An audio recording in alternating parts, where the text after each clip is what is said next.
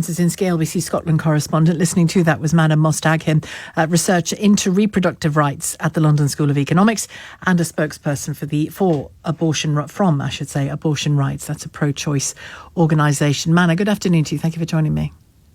Good afternoon. How are you? Fine, thank you. Yes. Do you believe that the sign, I'll reread it so that we know what was on it, the sign that said, "Coercion is a crime, here to talk, only if you want."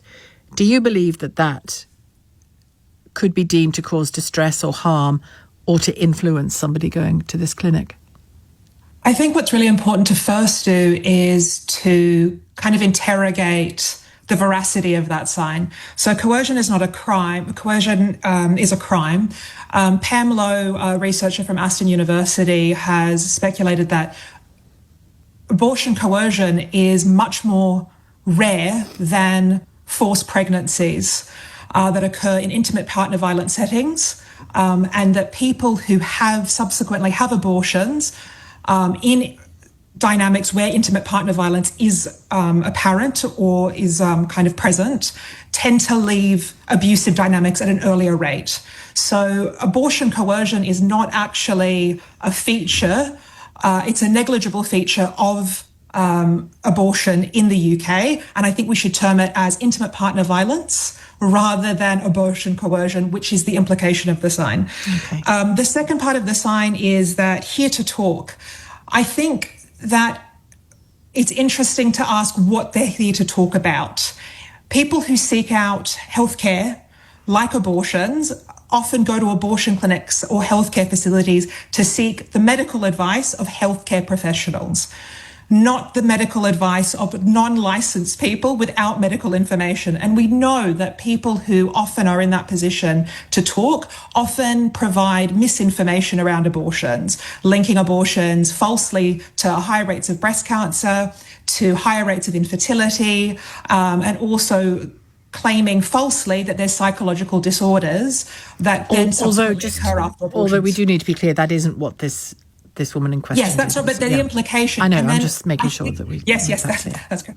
But then the other thing is, I think it's insulting to assume that pregnant people don't know where to go to talk if they need any form of guidance.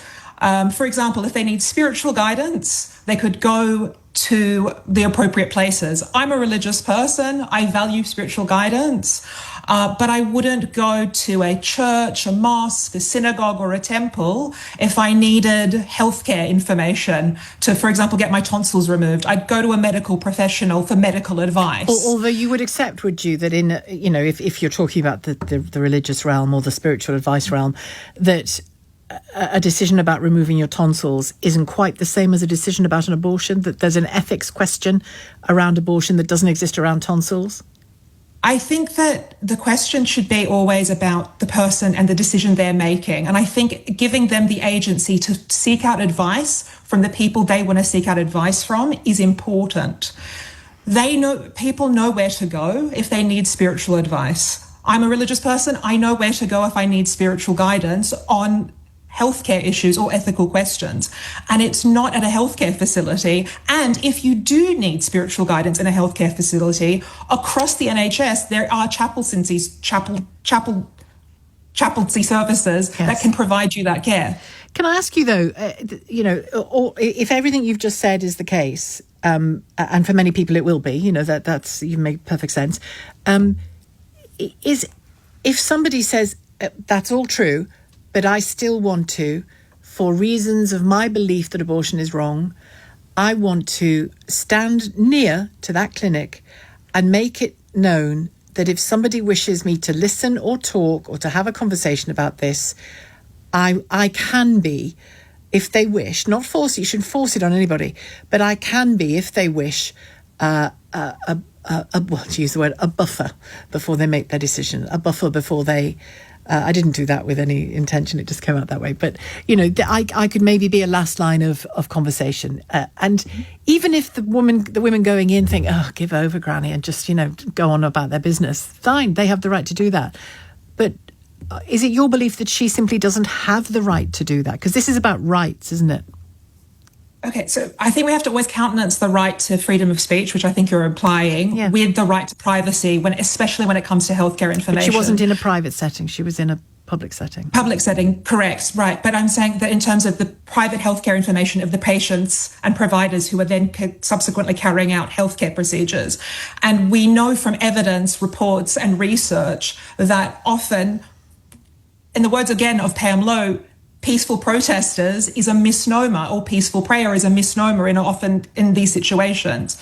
Because BPAS in 2022 released a report where they listed instances where people who were outside abortion clinics or healthcare facilities didn't respect the privacy of patients. Oh yeah, I'm not advocating for anybody going in the face of a person or anything like that. And what that would clearly be wrong. I would agree with you. What I'm asking you is that do we, whether whoever we are, whether we're the individual going to use the clinic or whether it's you and me talking now, do we not just have to accept that?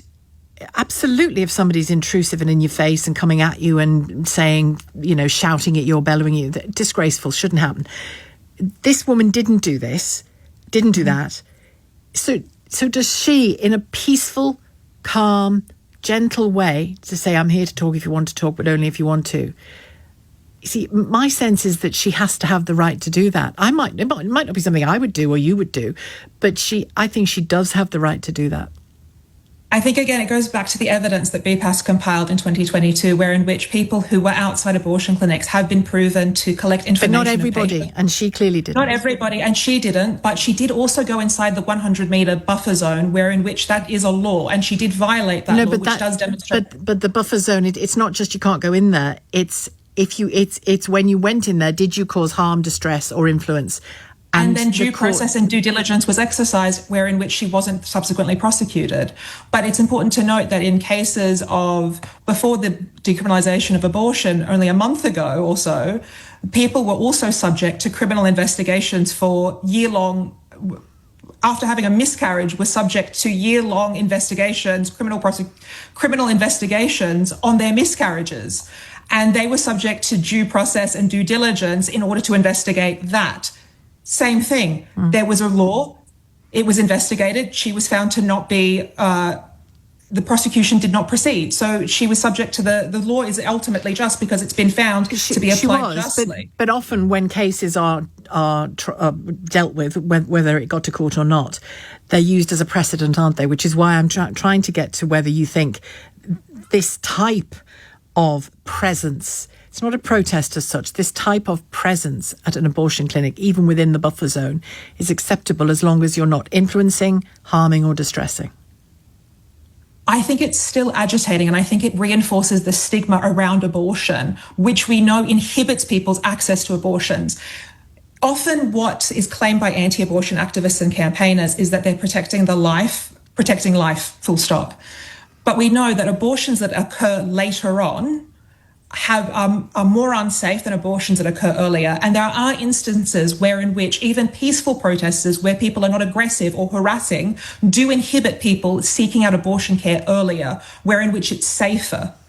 So ultimately, or if they prevent abortions at all, we know that childbirth in the UK is more unsafe than abortion, when 14.8 out of every 100,000 births, there is a fatality, as opposed to abortion where there is 0.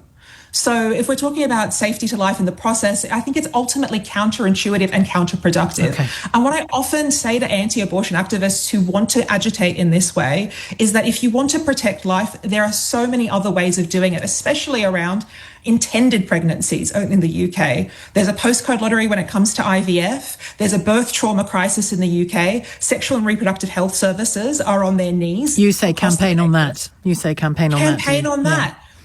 Okay, thank you. I must leave it there, but thank you, Manna,